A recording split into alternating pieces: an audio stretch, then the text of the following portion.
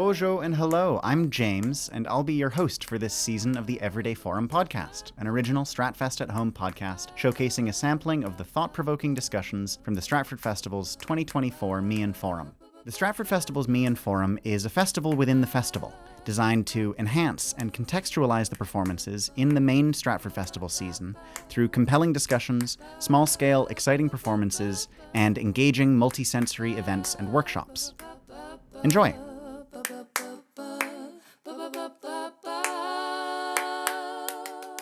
Good morning, everyone. My name is Julie Miles, and I'm the director of the Meighen Forum. And welcome to our second event in our Readers and Writers Week this year. Today, we welcome the authors of an incredible, life-altering book, and I say that on a very personal level. It's a life-altering book. The name of the book is The Valley of the Birdtail, an Indian Reserve, a White Town, and the Road to Reconciliation. If you haven't read this book, you most certainly will after this morning. In fact, we have copies for sale, as you can, and we're doing a book signing after. The authors, whom you will meet shortly, have captured the essence of Canada's history, from the devastating historical origins of colonization to a hopeful outlook for reconciliation. So as we give thanks and recognize the Anishinaabe, the Haudenosaunee Confederacy, the Wendat, and the Attawandaronk for being the steadfast stewards of this land for thousands of years, I'm also extending my gratitude for the storytellers, the elders, and the knowledge keepers who keep the memories and history alive so we can build a better future for all generations to come. So let's turn to our guests and our moderator. We are going to do like a formal introduction, but my job today is to talk about the accolades and awards for their book. It's this long, very little writing, but it was a national bestseller. I'm just going to tap into a couple of things. It won the 2022 Manitoba Historical Society Margaret McWilliams Book Award for Local History. It was a finalist in the Writers' Trust Shaughnessy. Thank you. Cohen Prize for Political Writing. It was a finalist in the Ukrainian-Canadian Foundation Kobzar Book Award. And check it out. There's a long list. Ukrainians in the house. Yeah. Right. We want to get to the meaty stuff, so I'll let them take over from here. So our moderator today is one of the most hardworking, dedicated, and passionate women I know. Woo.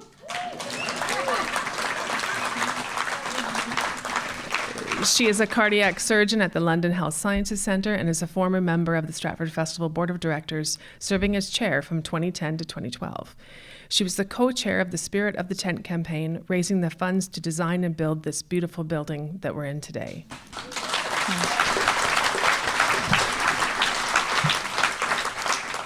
She fixes hearts, and she has the biggest heart.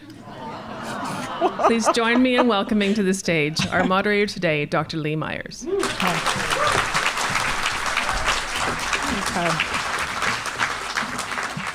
Thank you, Julie. That was very nice. Well, it's my great pleasure to be able to introduce the authors of this wonderful book today. On my far right is Andrew Sniderman. Andrew was born and raised in Montreal. He is a writer and a lawyer. Obviously, he's written this book, but he's also written for Maclean's magazine, for the Globe and Mail, for the New York Times.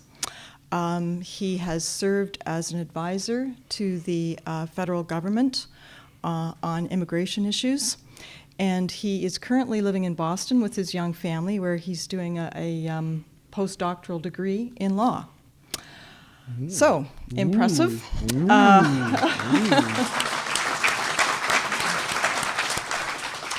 My mom is over there. I'm worried she wrote that introduction. Well, we do have a bit of a link, as you know. And so he met his co-author, Douglas Sanderson, at the University of Toronto because Douglas was a professor of law there and one of his professors. So Douglas is Opaskwayak Cree Nation, although I know that you were born in West Germany. It's true.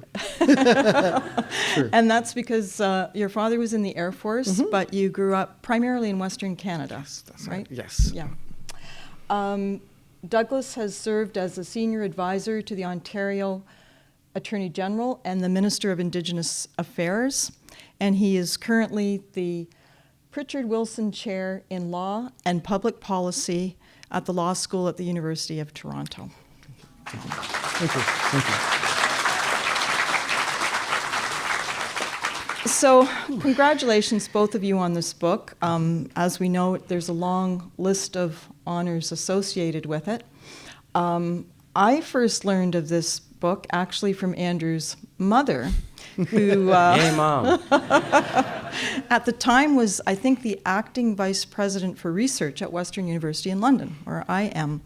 And we were just chatting one evening, and I asked her if anything was new, and she said, well, actually, my son Andrew just published a book. So I said, oh, what's it about? And she told me what it was about. I thought it sounded interesting.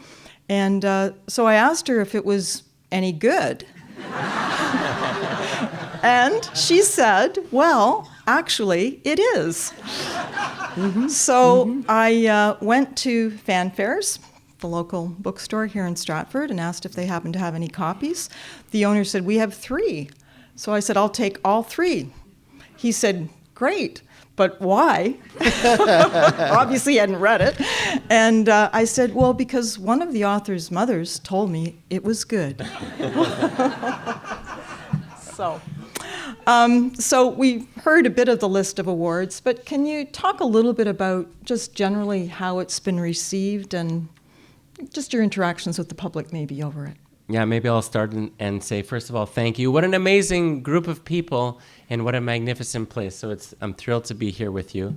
And I want to start by saying that this is a book about real people who had the choice to be anonymous, but all chose to use their real names. And so it's scary to see how it is going to be received when your neighbors and your cousins and your aunties are reading all about you. And these people in these stories have opened up their souls to us. They've been amazingly welcoming to share their lives with us. And I'm happy to report that it's gone really well. And you'll meet people like Maureen and Linda in this story. And Maureen was apprehensive when the book came out because it's a community of maybe 1,200 people, and almost every man, woman, and child has a copy of this book at this point. And people regularly still go up to her and say, Maureen, first of all, thank you. And can I give you a hug? Thank you for sharing all this with us. And there was a very good sign recently. I did an event with her at the University of Winnipeg, and people came up, they said, hey, Andrew, Maureen, can I have your autograph? So she's autographing books, and I think that's a very good sign. And I'll maybe close by saying that the mayor, this book, as you'll hear in a moment, is about a little, very conservative rural town and a neighboring reserve. And the mayor of this town and the chief of this reserve were both called up by a journalist and say, hey, what do you think about this book? And these two men have never agreed on anything, but they both said, it's great, I hope you read it, and it's actually building links between our community, which is a rare and beautiful thing. Okay. So I know from looking at the audience, including members of my Stratford Nonfiction Book Club who are here, that a number of the audience members have read this book, but for those who have not, could one of you just give us a bit of an overview? Sure. Thank you, and thank you so much for having us, and what a beautiful venue. Oh, my God. I have this fantastic view of the river. It's hard to focus on you, to be honest. So Valley of the Birdtail is, well, we like to think of it as an honest history of Canada. And Canada's a really, really big, big place. So a story that big you can tell a lot of different ways. And we chose to tell an intimate version of that history. And the way that we do that is by following two families for about 150 years, more or less since Confederation, since the founding of this little town and the founding of the Indian Reserve. They both founded around the same time, right around Confederation. And we follow two families, one from each community, all the way through to the present day. And in doing that, we get to run a kind of a thought experiment. It's a terrible sort of experiment, the kind of experiment you could never actually do. And the experiment goes something like this. What would happen if we took two communities side by side, similarly situated right across one another from in a valley? And one of those communities we supported. What if we gave them access to decent schools and cheap land and access to credit, and we asked them to promote their cultures and their traditions? And what would happen if right next door there was another community and we did exactly the opposite? What if we stole their children? What if we denied them access to land and to markets and to credit? What would happen if we did? What would happen if we ran that experiment not once, but hundreds of times all across the country? All across Canada, you will find Indian Reserve, little town right next door to each other. This isn't just a story of Manitoba. This is a story of a nation. So what would happen if we ran that experiment again and again and again? And what would happen is the Canada we see all around us. The staggering inequality as between Indigenous and settler people can be explained. And in Valley of the Birdtail, it is explained. It is explained as a series of conscious political choices that our politicians made on our behalf, liberal and conservative, for the past 150 years. Valley of the Birdtail is a story of how we got here.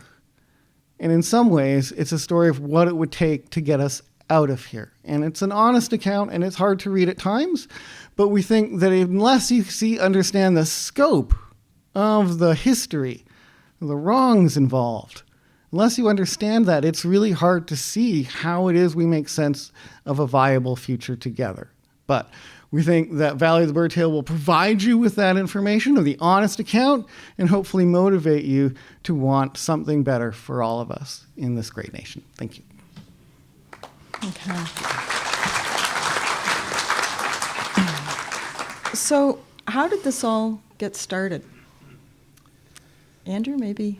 Maybe I'll start. And since my mom, who's the third star of the show apparently today, is here, I should say I think it started, Mom, when you put a TV in the kitchen, which is a very unusual thing in our family. And the reason she did that in 1994, I think it was, when I was 11, was because Nelson Mandela had just been elected president of South Africa, and it was a big enough deal to violate the no TV in the kitchen rule.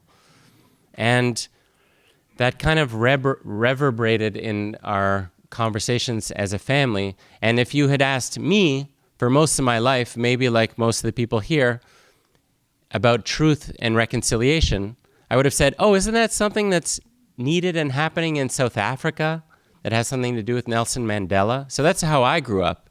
And well into my 20s, that's what I would have associated with those words. I actually never would have thought that Canada needed a Truth and Reconciliation Commission. I think that says something about how little I knew. And I, maybe like many of you, started hearing about this commission in Canada. It was traveling all around Canada. I think it was in 2010 and 11 when it started doing its work, and it was traveling around communities all around this country. And I was then an aspiring journalist who'd never written anything in my life. And I called up the commissioner's office in Ottawa and said, hey, I want to write something about you. Can I come observe some things? And they said, in fact, there's no journalist who's covering anything we're doing.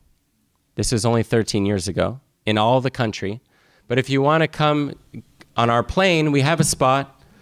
Just meet us in Yellowknife and we'll fly you around Nunavut, the Northwest Territories, and the Yukon. I said, okay, great. And I have to say it was a very difficult education for me. And maybe when you started hearing these stories, for you, it was also a shock. But I would show up in places like Cambridge Bay in Nunavut, and the commissioners all had, they were all staying in the very expensive one hotel in these communities. And I always had to ask people, in the crowd, maybe can I crash on your couch? And I remember early on in this trip, an amazing woman named Helen said, yeah, I have a spare bedroom for my son. And it was the first time I had, sorry.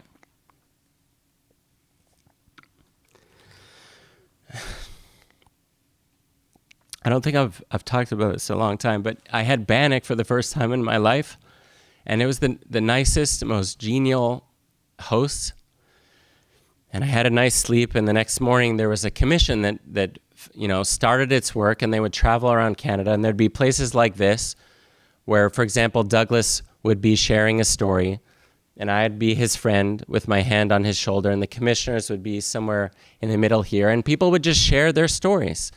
And there was Helen sharing her story, and she started talking about attending one of these awful schools and how much it affected her and her family.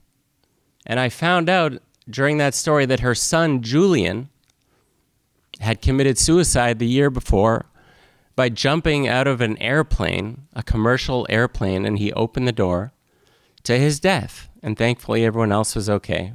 And so this was the first time I had to actually think seriously as a Canadian about what this meant.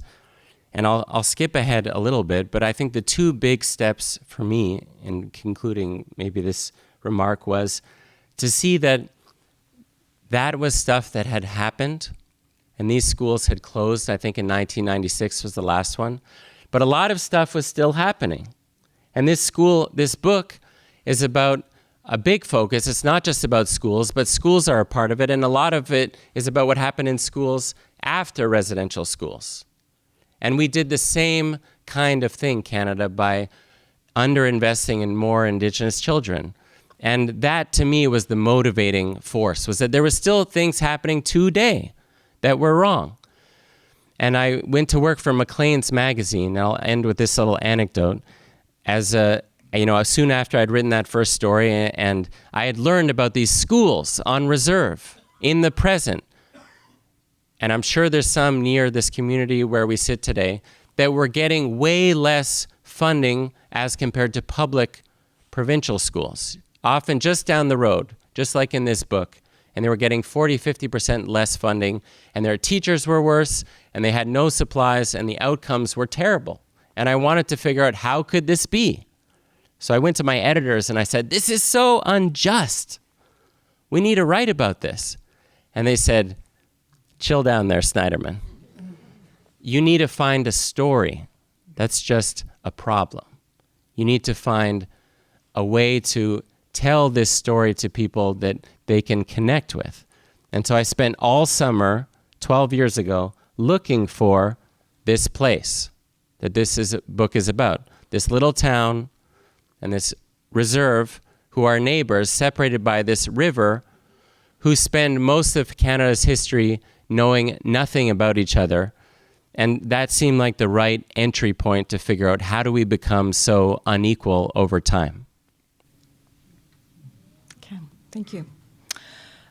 So for those of you who have read the book, you'll know I love the design of the book. Basically, they give the history behind the two communities on either side of the Valley of the Birdtail. And that really then sets the story for the present. And the history of each community is also fascinating in its own right. Wew'sicapo, the Indian Reserve, and the other community that was, I believe, originally Rossburn, settled by Scots and then received a lot of Ukrainian immigrants. So I wonder if we could maybe start with a bit of the history of how Wew'sicapo ended up existing. Sure. Thank you so much.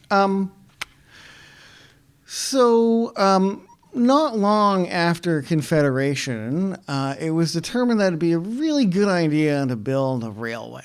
Right? And that would connect the East and the West. It would promote all kinds of economic activity. It would be the sign of progress in a civilizing nation. The problem was that all of the land, sort of between Toronto and Vancouver, was owned by someone else, and that someone else were First Nations peoples. All across the prairies, there were communities that were really very heavily dependent on the buffalo. Buffalo skins provided the material to make houses, or to make their tent houses, to make clothes, most of their food. And so the United States had begun a campaign to kill all of the buffalo, which they largely managed to do, and that left Indian nations on the brink of starvation. And it was sort of at that point that the government of Canada sent Alexander Morris, our chief treaty commissioner, to start signing treaties with Indians. And of course, the government was in a fairly advantageous position, what with having food. and so many First Nations signed what became known as the numbered treaties. Wew'isi was one of those communities.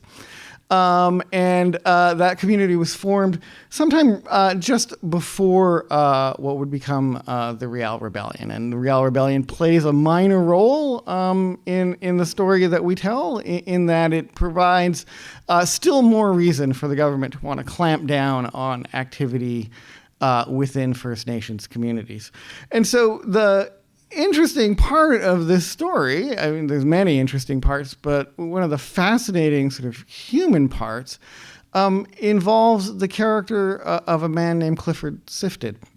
And Clifford Sifton was at this time Minister of the Interior, and that meant he had two jobs. One of them was to clear the prairies, to sign the treaties as he hired Alexander Morris, and to get the railway materials going. So his other job then was now to populate the prairies. So it was under his auspices that Canada sent dozens, hundreds of agents to Europe, specifically to seek out Ukrainian immigrants. Clifford Sifton thought that they would have big families, they're familiar with farming, they were being oppressed by the Russians in that day, and so they would make sort of an ideal pool to draw on. And over the decades, hundreds of thousands of Ukrainian immigrants were brought to Canada. We as a nation paid for their journey. We got them as far as Halifax, and we put them on trains, and we paid for a train ride all the way to Winnipeg. And when they got in there, they got a wagon with sugar and salt and flour and tent. And for $10, you could homestead 160 acres in Manitoba. And that's what many hundreds and thousands of Ukrainians did, and really formed the backbone of the prairies. I lived in, for a while, in a little town called Portage Prairie, which I remember there were Ukrainians everywhere, and every summer we'd go on these driving trips, and we would always pass this town called Vegreville, where they have this giant Ukrainian Easter egg. And you know what? Like, I just never asked why. Like, it never occurred to me that there was some reason, but there is a reason. And the reason is the conscious choice of one Clifford Sifton, who had, having cleared the prairies of Indians in order to get the railway built, was now charged with actually populating the prairies. And in many ways, Clifford Sifton seems like a sort of this 19th century villain in some ways, but there's a way in which, what he was doing, setting these preferential immigration policies, and we have one today for immigrants from Ukraine, specifically because, once again, they're facing war and oppression. And that's right, we should do that. That's what a good and proud nation does. But at the same time, just like 19th century Clifford Sifton, we don't extend that courtesy to all nations, right? There are wars in other places in the world, and we do not have those special policies. So Clifford Sifton comes to us as this sort of ghost of the 19th century, this worst part of ourselves, who it turns out is actually a 21st version of ourselves, and in fact is a reflection of the Canada we have built in his image. Thank you. So if we can maybe talk a little bit about Weiwei, and you develop in the book, really look at some of the government policies that ultimately made the Indian reservation fail, basically. And I guess one of those, to start with, was the pass system. If one of you can comment a bit about that. Yeah, I'm curious, in the audience, have people heard of the pass system? Yeah. Yeah. Okay. Non-readers, yeah, maybe half, including the readers. I had not.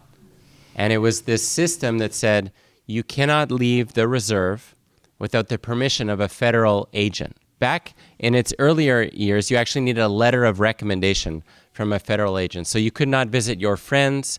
You could not go to a higher education. You could not go to a job. You could not go to a cultural ceremony to visit family without permission.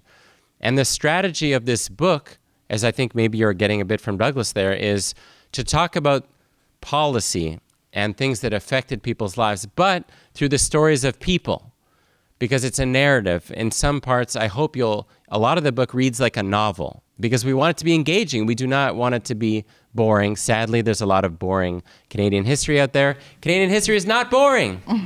So we have a duty to tell good stories, which I think we've tried to do. And so the story of these passes, in part, we tell through this guy named Hayter Reed, who is probably the supervillain of Canadian history as far as I'm concerned. And so on the one hand, we tell stories about community members from Wew'wasi who are trying to just perform ceremonies, like their religion, as a way to think about it. And Indian agents, federal agents, are shutting down their dances, as the federal government would have called them, because that was an unreasonable waste of their energies. They needed to be doing productive farming and becoming good Christians, and so this dancing stuff was a waste of their time. And the person responsible for that policy at the time was a guy named Hayter Reed. His boss, by the way, was Clifford Sifton, the guy that Douglas was just talking about. So they make it illegal to practice your ceremonies. And that was true in Canada until about 1951. And police would come and shut down their ceremonies, as we tried to show you, even though in many cases the government was performing totally illegal actions to do that. But that's another sidebar. So the government's shutting down, criminalizing these ceremonies. And this guy, Hayter Reed, we go to this moment where he goes to a great costume ball in Ottawa while he's in charge of all these policies.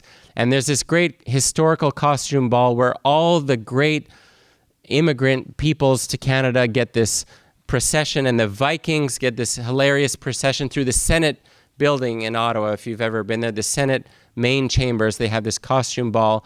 And, I think there's different waves of Christian immigrants, and they all get their parade. And then all of a sudden, in the corner of the room, Hayter Reed and a bunch of his friends, wearing clothing that he has stolen from Indian communities all around Canada, they run into the room with fake tomahawks, hooting, acting like Indians.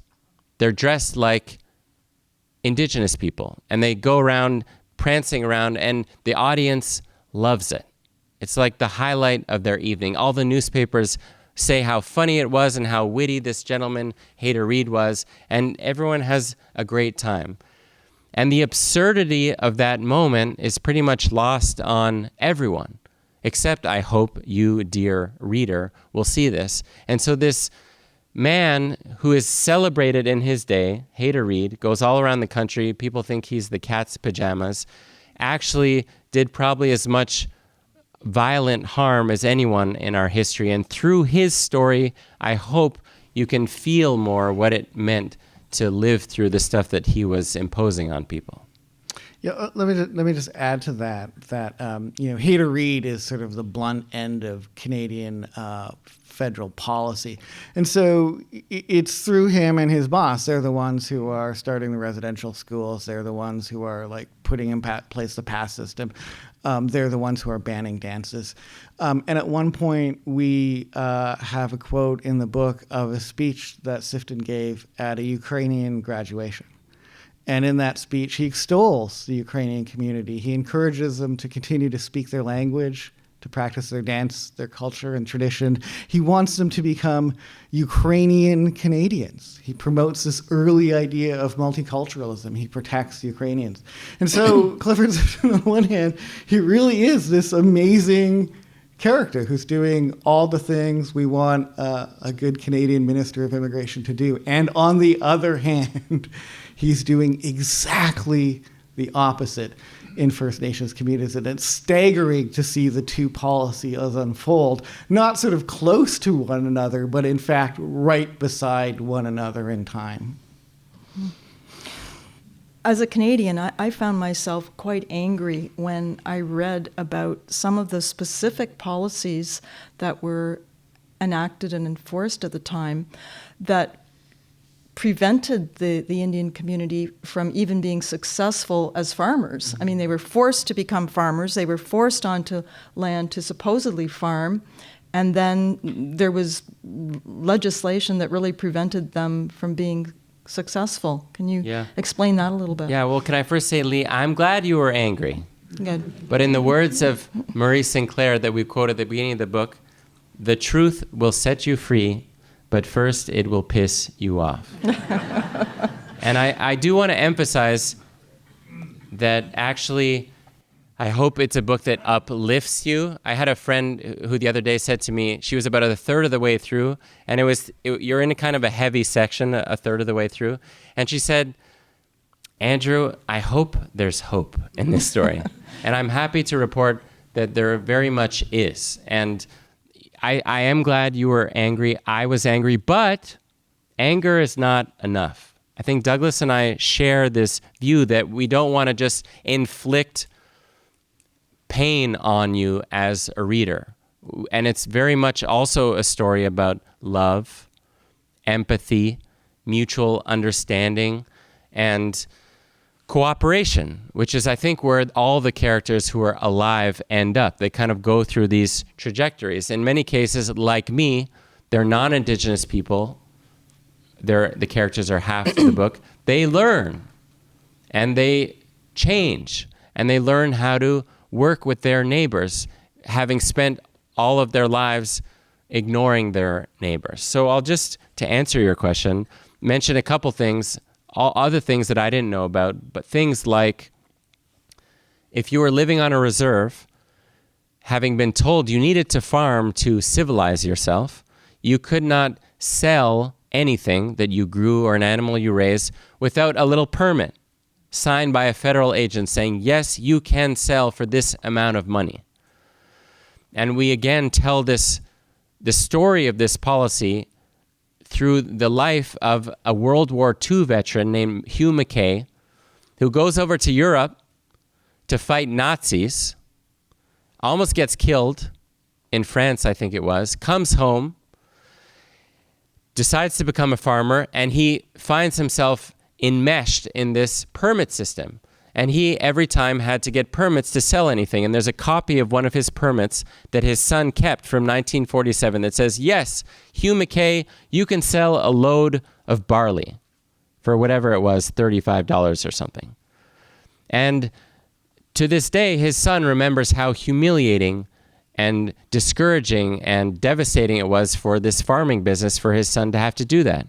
And I'll just briefly say it was illegal to hire lawyers for a long time. It was illegal to use modern farm equipment for many years. And of course, your children were being stolen from this community for upwards of 80 years to go to residential schools, and so on and so on. And Douglas and I are trying to show you how the government is lifting up one community, that is, the ancestors of most of the people in this room, and pressing down on another. And I hope by seeing that, you can see how we end up to where we are today in a way that that kind of fights against this story that I think we tell ourselves, which is, well, if we did well, it's because we worked hard. And if they didn't do well, it must be at some level their fault. Okay. Well, maybe this is a good point to move on to the hopeful part of the book. And that story is told through the two main characters, I think, Maureen and Troy, and how they eventually ended up interacting in a very positive way, although it was a long pathway getting there. I don't know who might want to start that portion of it. So I'll talk a little bit about Maureen, but I just want to first also add that the prohibitions on Indians selling stuff that they've grown to non-Indians was not repealed until 2014. So, amazingly enough, under Stephen Harper. So, people are complicated, right?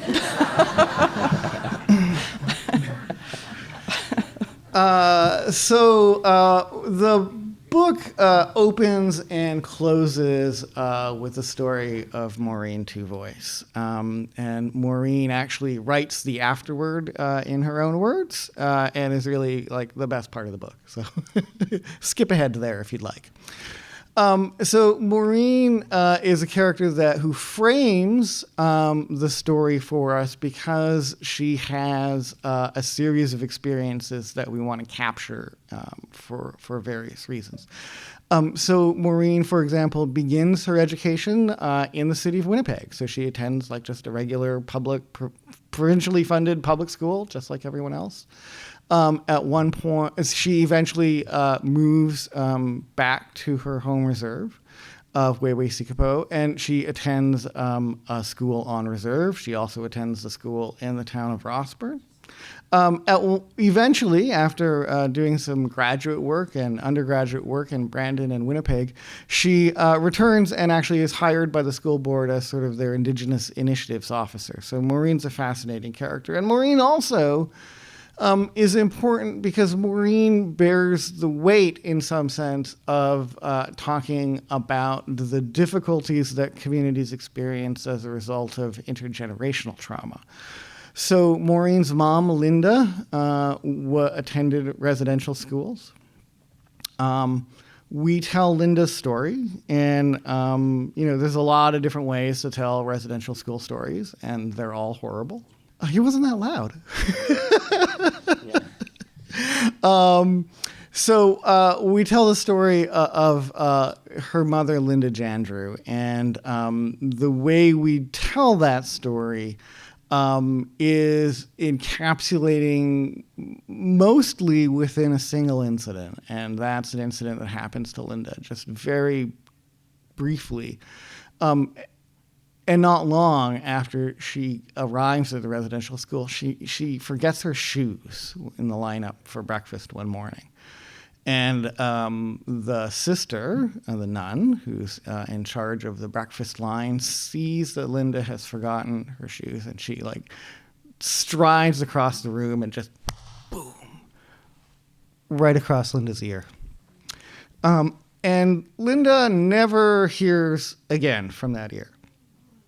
So this very small and sudden incident, it conveys the suddenness, the trauma, the physicality, the permanence of those experiences, condensed into just this one little story. And Linda carries that with her for her whole life, this unprocessed trauma. And as it turns out, sort of as human beings, you'd think that somehow we were innately born to parent, but we aren't. We're not like kittens. And that means the way we learn to parent is by having the experience of being parented. Right? And so Linda and all of her generation, never had that experience. They never had loving parents. And that means Maureen and her generation are dealing with parents who never had the experience of parenting, and so have no capacity, have no skills, no experience, no practice, passing on those lessons of parenting to their children. Maureen remarks towards the end of the book that Linda, her mother, has almost never told her that she loves her. Right? Linda is unable to see that matters, right? She's never had that happen to her. And so she can't pass on those lessons to Maureen. Now, Maureen, many people of our current generations, are struggling to overcome these residual effects of residential schools that get passed on intergenerationally, right? But Maureen manages to finish high school. She goes to university, and she returns to her community to work, as I said, as a resource officer for what becomes a larger school district and includes the reserve and the town.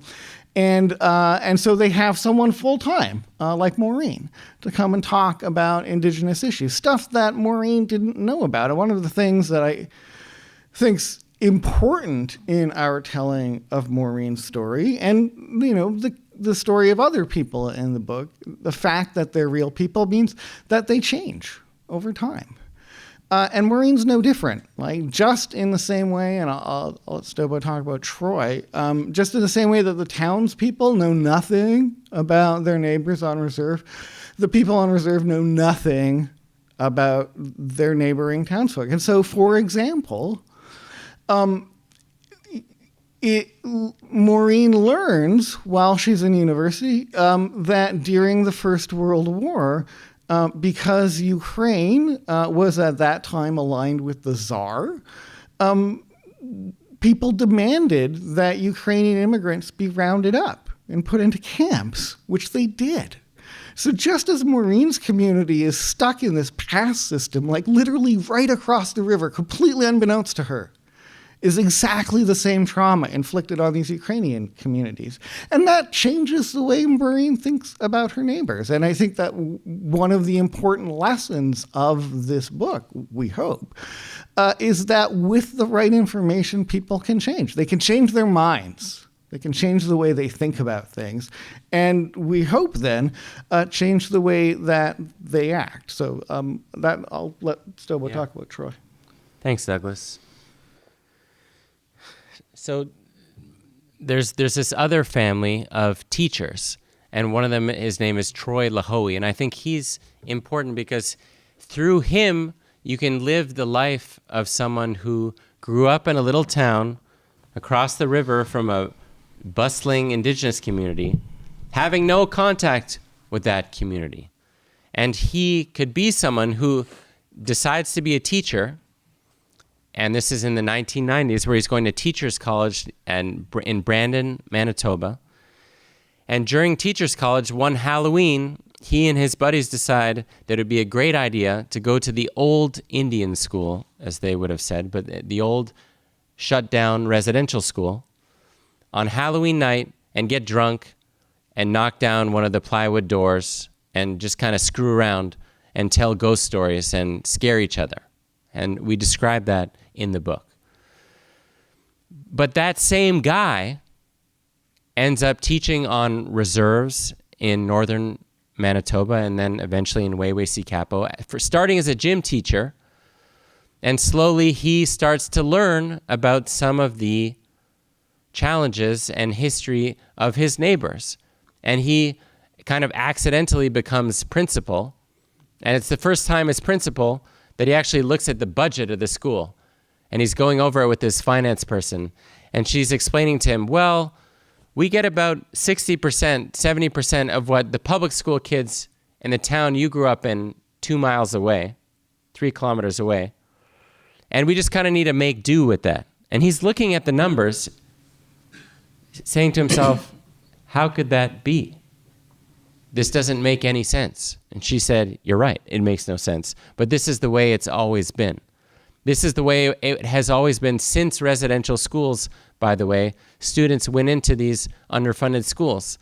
And so Troy is kind of like most of us, I think, who doesn't know a lot and starts learning. And today, I think he's someone who's slowly earned the respect of his students, of his colleagues, of the parents of his students. And he actually went to Maureen and said, can I tell you about this thing that I did as a university student at the Brandon Residential School, where Maureen's mom had attended at the Brandon Residential School. And Maureen's response was, F, I'm angry. I'm not angry at you, but this makes me angry. But thank you for sharing that. And they are colleagues, and they work 2 doors down from each other. And they're working together today, I think, to make sure that students today, not just on the reserve, but in the neighboring town, they know a lot more about these things. And the fact, I think, that they can be friends and colleagues, I think, says a lot. Okay. I think somewhere in the book you cited the statistic that 1/3 to 1/2 of the teachers would leave Weiwei every year. Yeah.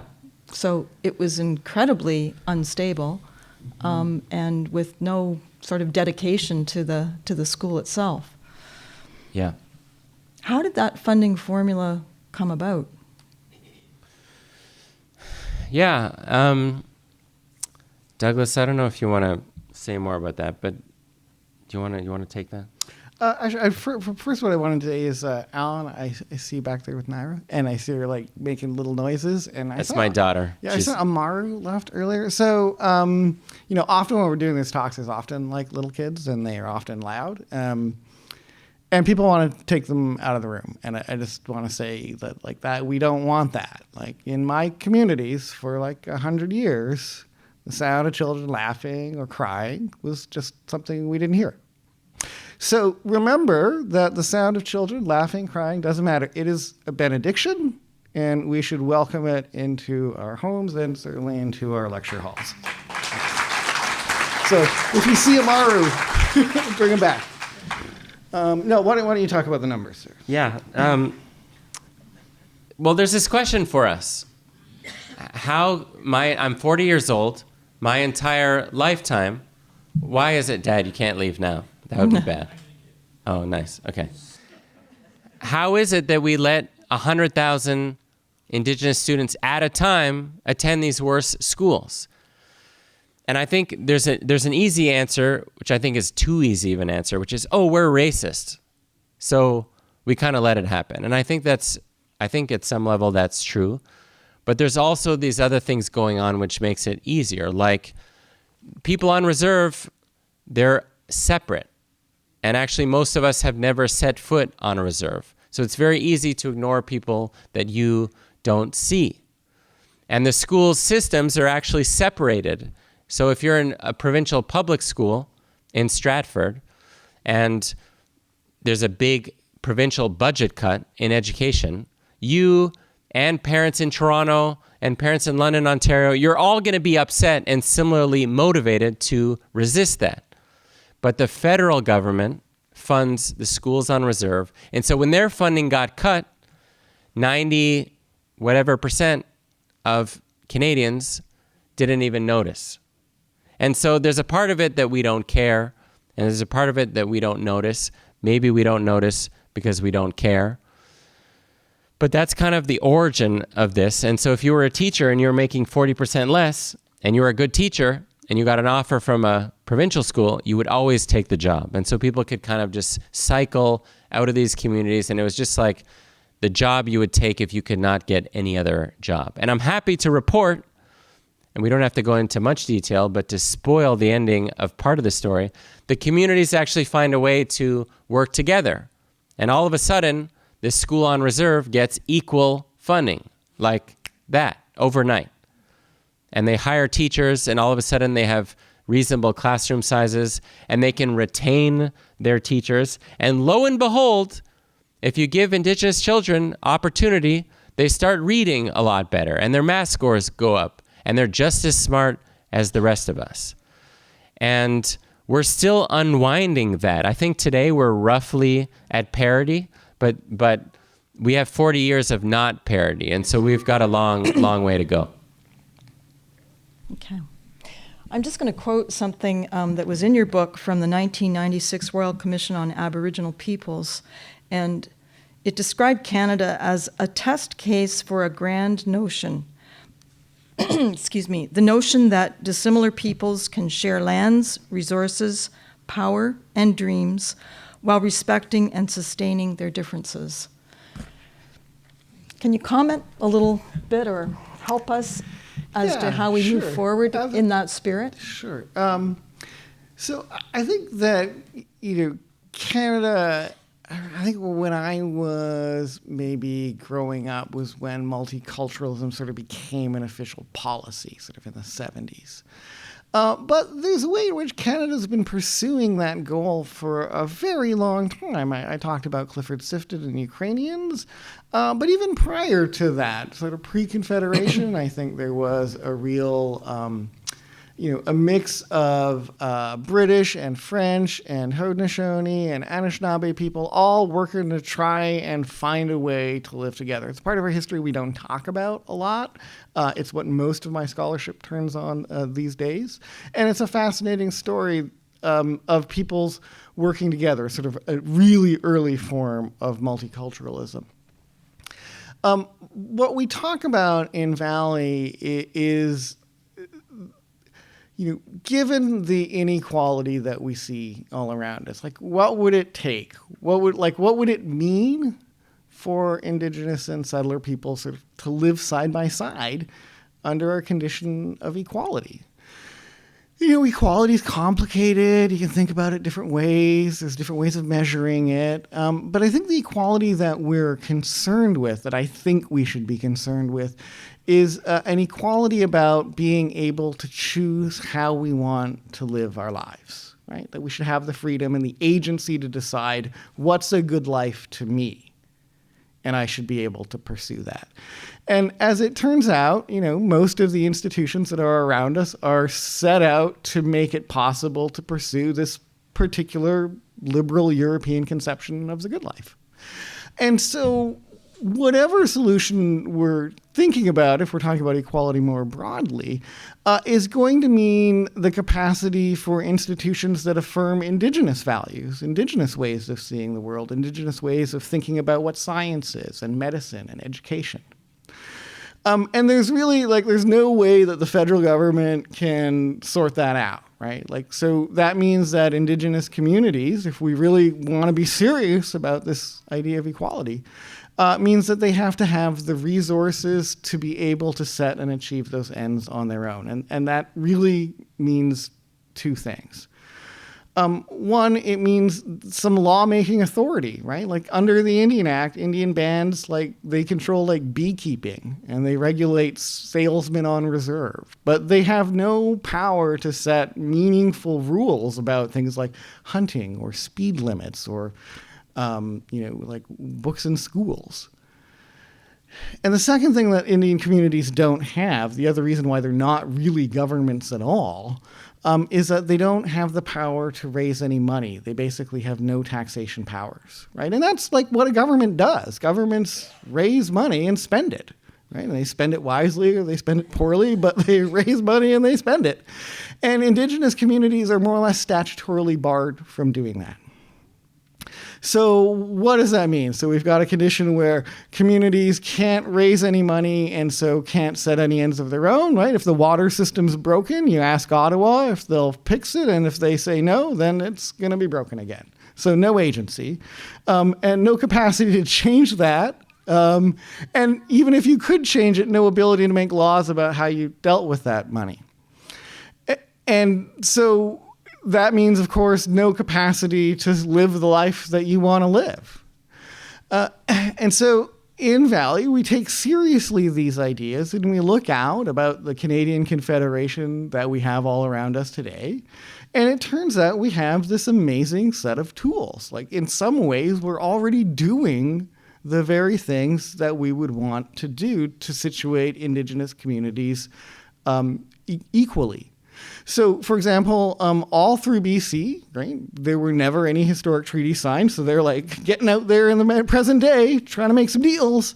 And the deals have this shape. They have this big land base, lawmaking authority over that base, so we can regulate industry and decide who cuts what or mines what and where and when and how much that costs. And the ability to tax within that region, right? And no federal money comes now, right? There's no Indian Act governance here, no federal money transfers. These are communities that look like little provinces in some ways. They have different powers than provinces, but that's the model that we think about for First Nations communities more broadly. And we talk about in Northern Ontario, there are 43 communities. There's no road to them. They're only flying during the winter months, and not even recently during winter months. You can build an ice road, but otherwise stuff has to get barged in if you can do that. There's no courthouse. There's no police station. There's no hospitals. There's no government footprint at all. It seems crazy that the laws that these people live under are set in Ottawa and Toronto. Under the proposal that we make in the book would be to like, well, what if we could federate these communities? What if they could join together to form like one big government? What if they made decisions about, what got logged or what got mined? What if they obtained the benefits of that? And what we think is like when we as citizens look out at Indigenous communities, we're like, oh my God, everything is broken. Like, how do we fix the housing crisis? How do we fix the water crisis? How do we fix the education crisis? How do we deal with child welfare? But we don't have to sort that out, right? Like if communities have their own resources, they'll build decent schools. They'll provide health care for their community members. They'll do all of the stuff that we want them to do because they'll actually be a government, which is the one thing that they're not really now. And so the way we think about this future is not as some pipe dream. It's like, how can we apply the tools that we use right now? And how can we build a better country out of pieces that we already have? And in fact, we have those tools and we have ways of thinking about, well, what would happen? Like provinces would lose out then, right? Like they wouldn't have the money that they used to have. And it turns out that we actually have a way of dealing with that inequality in Canada. It's called the equalization formula, right? And so what this is it's a constitutional commitment. It's right there in the Constitution, right after the section on Indian rights. And it says that every Canadian is entitled to the same level of government services no matter where you live. That's why Prince Edward Island has decent hospitals, right? And we don't think like, ugh, really, Prince Edward Island? No, just as a matter of human dignity.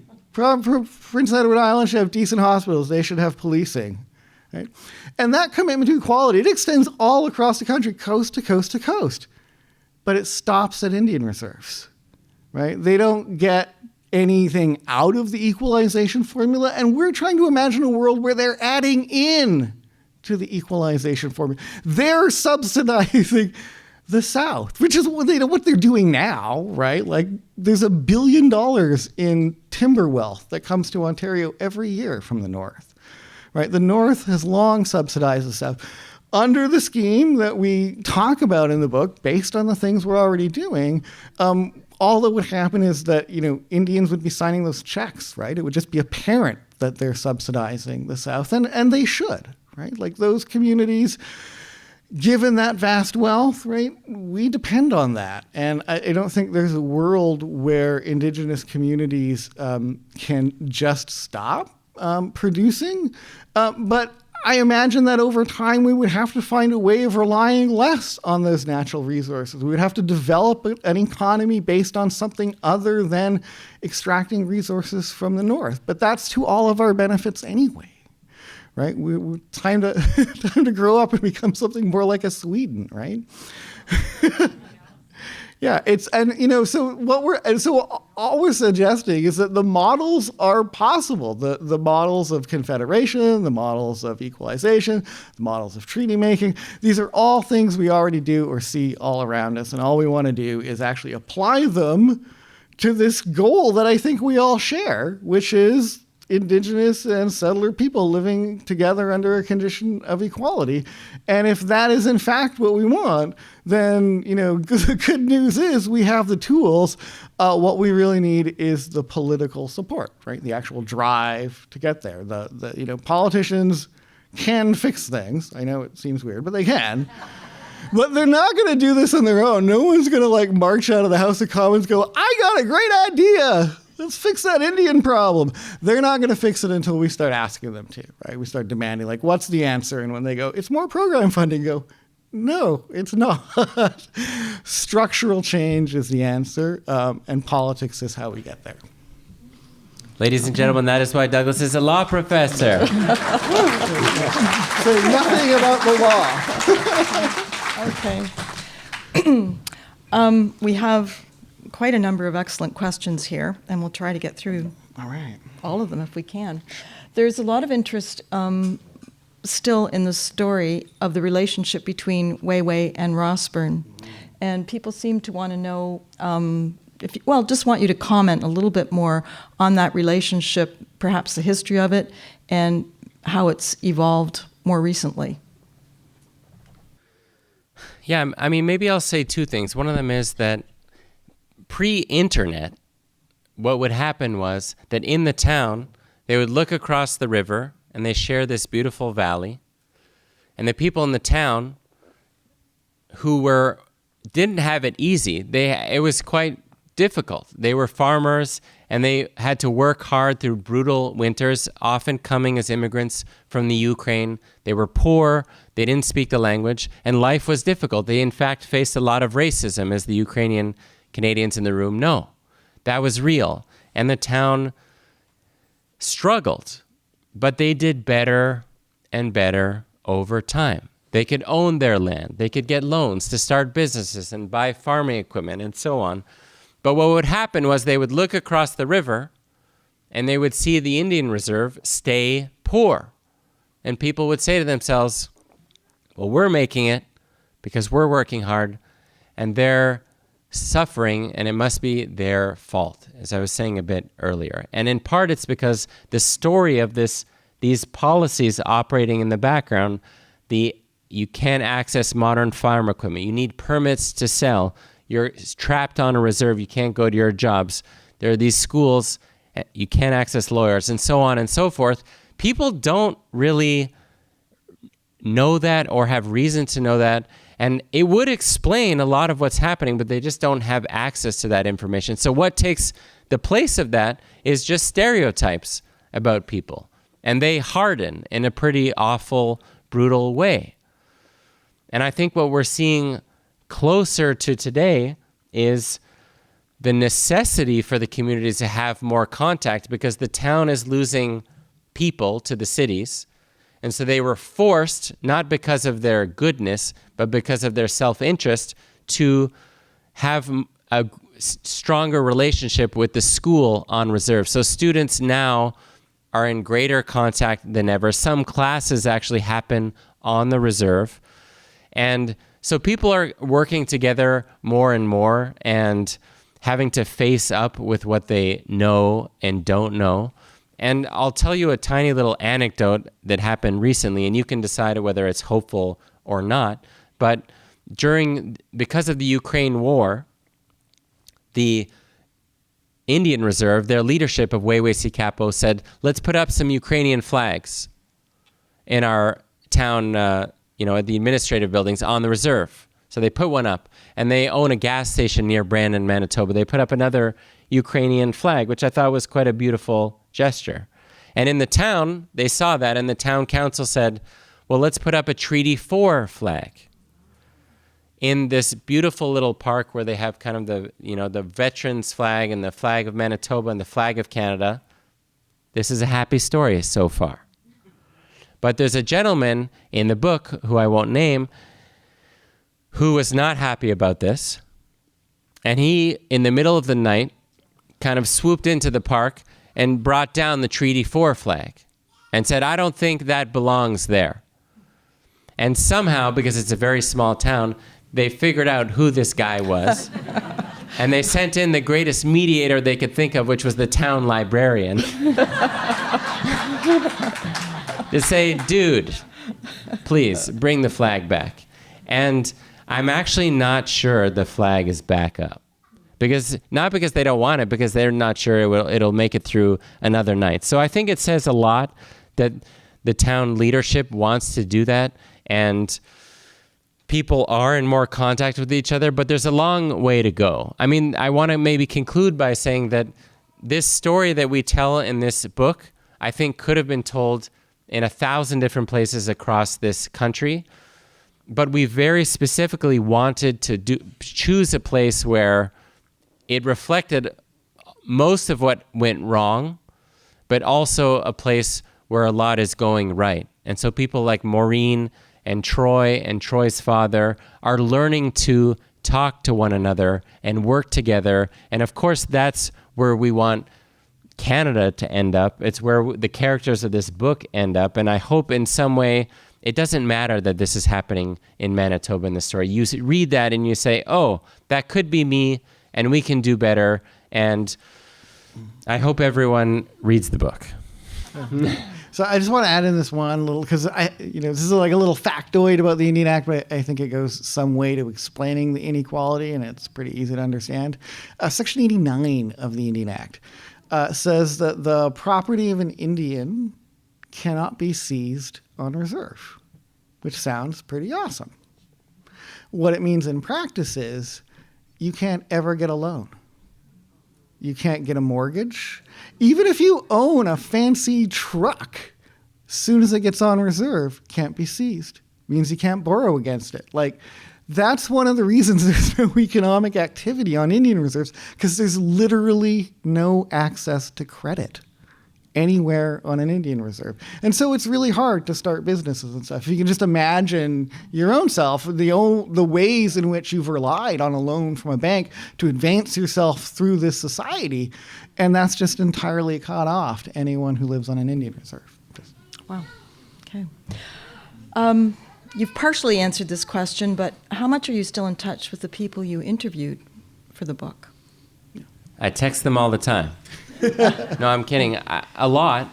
I think, when you get to invent characters, I think you don't have a responsibility towards them, but these are real people, and you have, I think, the highest duty to get the story right. And so that's why Douglas and I shared the drafts, the last and some drafts of the book with people to get their sign off. And I think as a sign that we did it well, no one said, you need to take me out of the book, which, by the way, would have destroyed the book altogether. And so we didn't tell our publisher, I don't think, that we were sharing the drafts. But thankfully, everyone said, you can use it, everything. You got 2 or 3 things wrong, correct those. But here's some more context to help tell the story better, because we want people to read about it. And, the other day, Maureen, I got a message there was an audience that we spoke to, and it was a law firm. And the law firm said, you know what? We'd like to have Maureen come speak to us as well in our Vancouver office. Can I be in touch with her? So I called Maureen up and said, Maureen, please go speak to these people. They want to hear from you as well. And often we do events with Maureen. And so we're in touch with them regularly, and we regularly get messages forwarded along from Troy, because everyone they know is reading the book and they're hearing about it, and I think they're proud to be a part of it. And we've built a relationship with them that I think is probably going to last the rest of our lives. And I was joking with Maureen. I said, Maureen, when I met you 6 years ago, did you think you'd have to hang out with me for another 6 years? And she said no. But I think it's gone well, and we're friends. Okay. That's a bit of a segue perhaps into this question.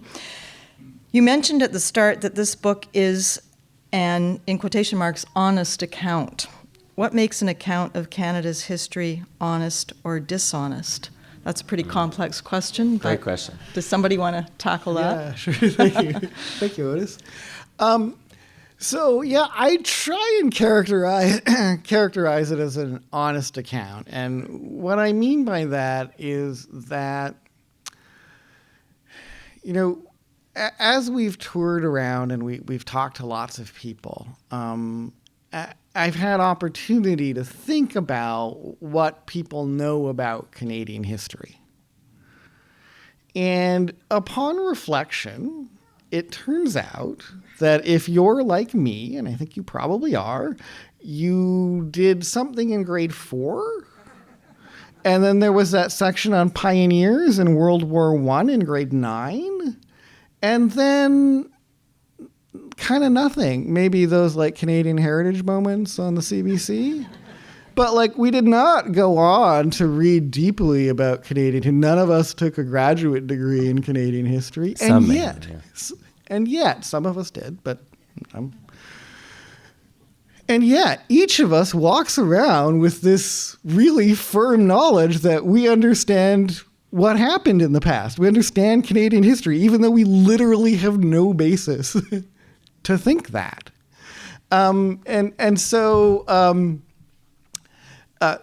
thinking about the historical parts of the book, learning about that, and teaching people about the stuff that really happened as between indigenous and settler peoples.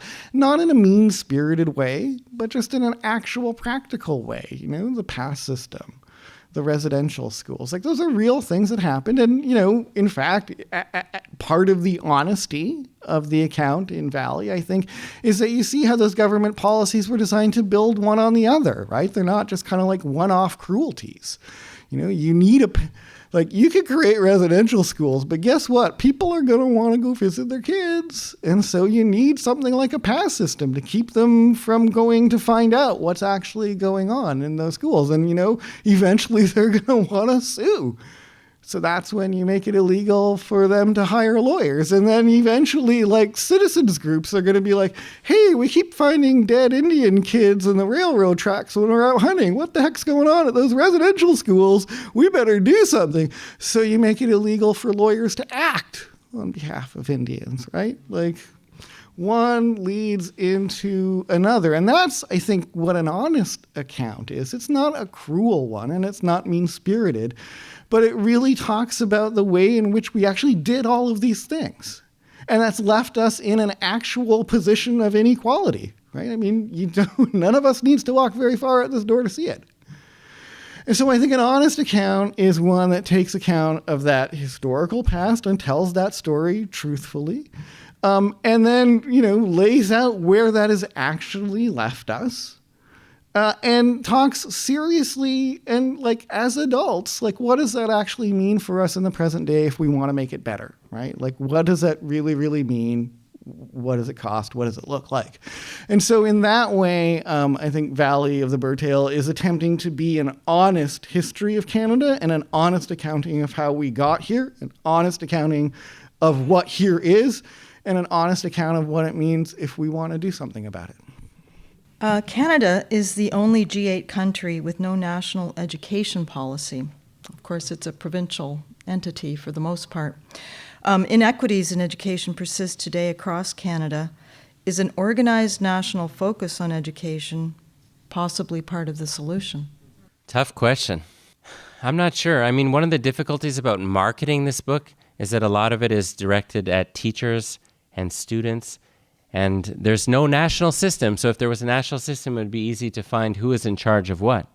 But I like that we have a federated country where each province and each school district is capable of thinking about what's relevant to their students and shaping things in that way. And so I think, Lee, you were getting at this quotation about this grand experiment of Canada, which is, we are so different from one another, and yet we need to find a way to know each other and to work together.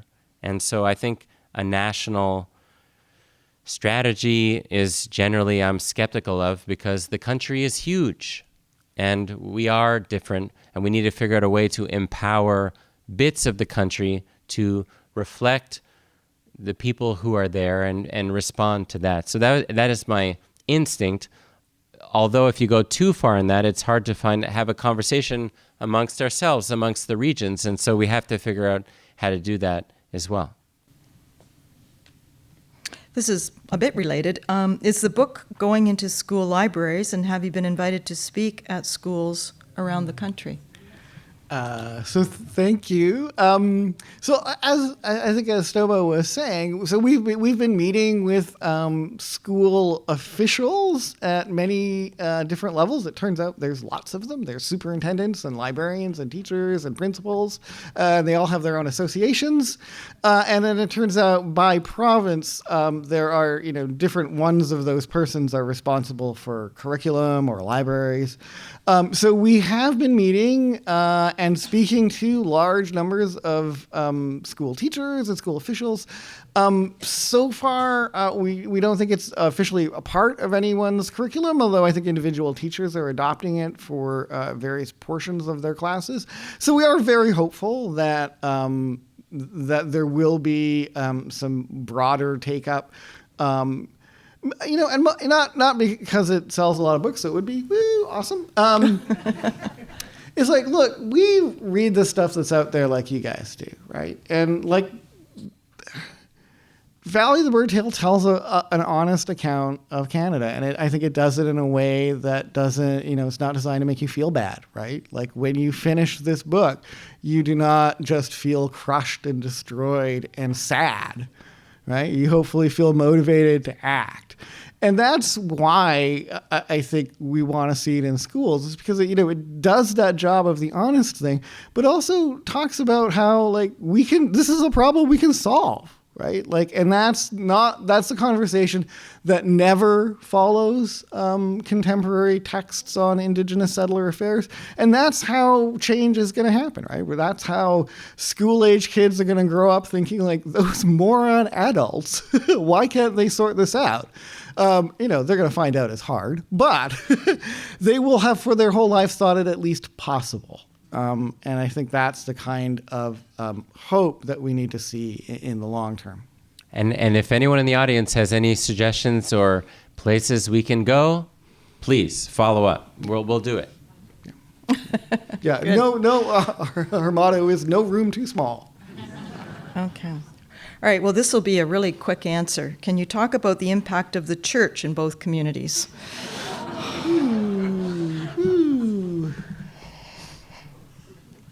Pass. Complicated, I think is the word I would use. Complicated. It's a complicated Okay. Maybe we'll. Yeah. In the interest of time. Can I? I would like to say that at our book launch, which was not as well attended as this event by any stretch in Winnipeg, there was a gentleman from a church who showed up and bought 50 copies for his congregants, and I think there's often an openness to having this discussion about what happened in the past, and I think the residential school that we focus on in this story, I think, was Anglican, and then became a United Church controlled school, and it's not a happy story. But I think we've got to figure out a way to talk honestly about the past, but somehow empower ourselves to make things better today. And so I don't, if you read this book, I don't want you to feel guilty and just sad. I would like you to feel hopeful and ready to do something with what you've learned. And I think Douglas is trying to get at the spirit of what we're trying to do. And I hope the tone of the book feels this way when you read it. It's not us talking at you. We're not lecturing at you to say, oh, you should have known all this bad stuff. I hope it feels like an invitation to learn about this story. And at the end that you conclude that I'm actually a part of this as a Canadian. And there's a role I can play, whoever I am, to make things a bit better. And I think if you're, that's true for the churches, just like it's true for the rest of us. Okay. This is a bit of a parallel answer, I suppose, in that it's directed at Douglas, but can you speak to the development of the Indigenous Healing and Wellness Strategy and how it relates to the Truth and Reconciliation Commission? Thank you. So I'm not really familiar, I think, with the particular policies that went along with the creation of that organization. But I think what I can say is that the government of Canada has, in many ways, struggled to deal with the legacy of its own involvement with the residential school system, and that has included legal settlements, that has included cash payments of damages, that has included the creation of organizations to aid in healing, and included also the creation of the Truth and Reconciliation Commission and their effort to hear the stories of survivors. And I think maybe related to what Andrew was just saying, I think often when it comes to what did you know, what did you not know, my colleagues, especially my younger colleagues, they can be a little brutal. They can be a little how did you not know? But the truth is, we didn't know either. Our parents, so the Lindas in my life, were so traumatized by what happened to them that they never raised the subject, right? We literally never spoke of it when I was growing up.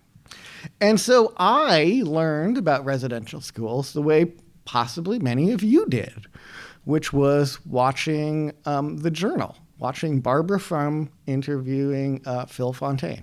And Phil Fontaine talked about the abuse he experienced in residential schools. And that was literally the first time. So there's me. I was probably in my late teens, all across the country. And there's all these other Indians sitting there going, what? Because we had no idea.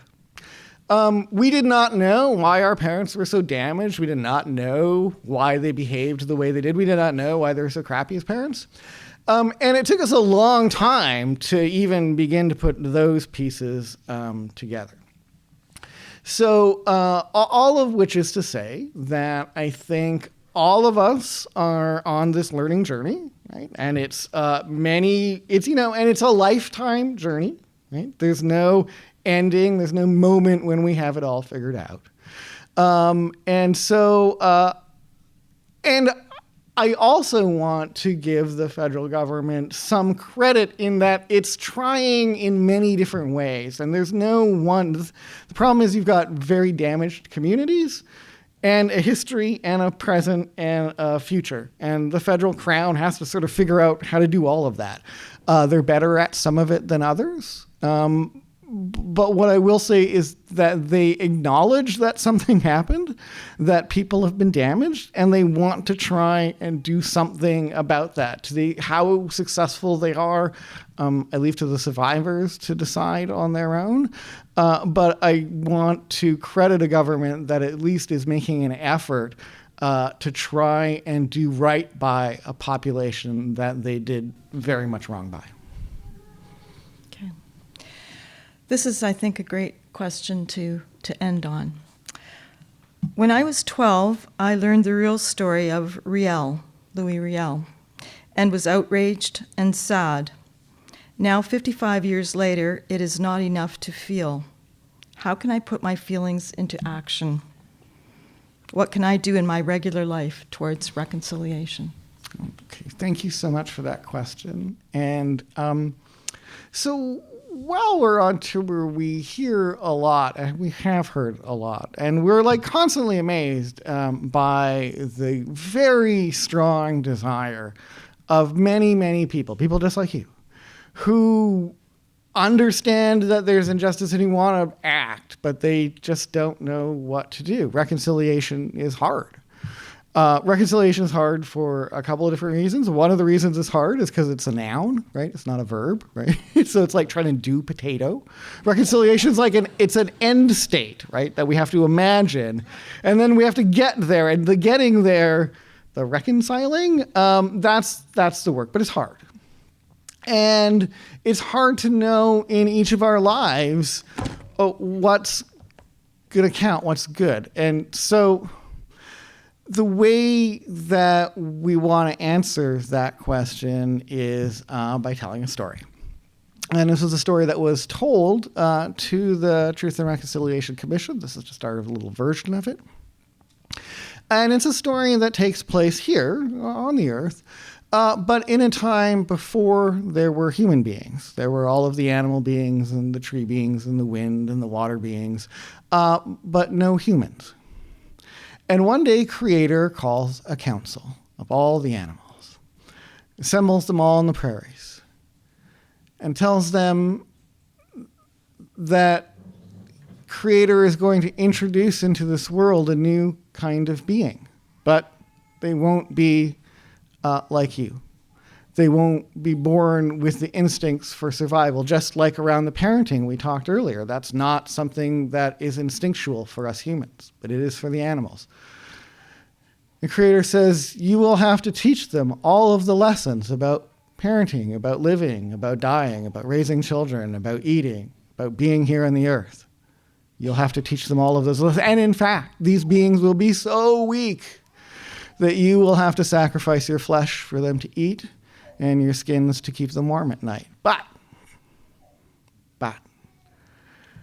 Creator will give these new beings a special gift, and that gift is the knowledge of truth and justice. But Creator says, a gift like that, you can't just give to someone. They won't appreciate it. They won't realize it is a gift. And so I need to put it somewhere so that they find it. But I don't know where. And that's why I've assembled you, to ask, where should I hide this special gift? And one by one, the animals come up with their various suggestions. Buffalo's first. Oh, give it to me and I'll run it across the prairies. And Creator's like, buffalo actually turns out they're going to spread out quite a ways.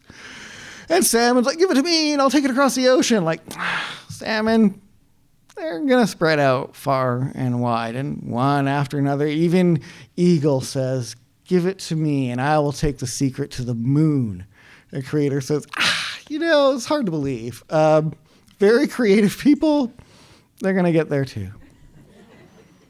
And so one after another, a suggestion's made, and it's not going to work for one reason or another.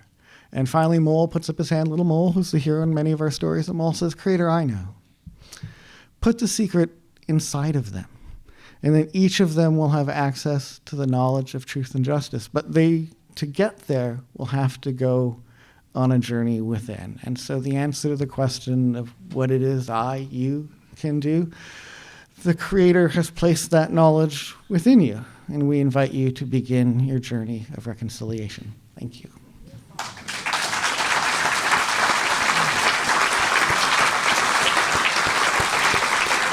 Beautiful.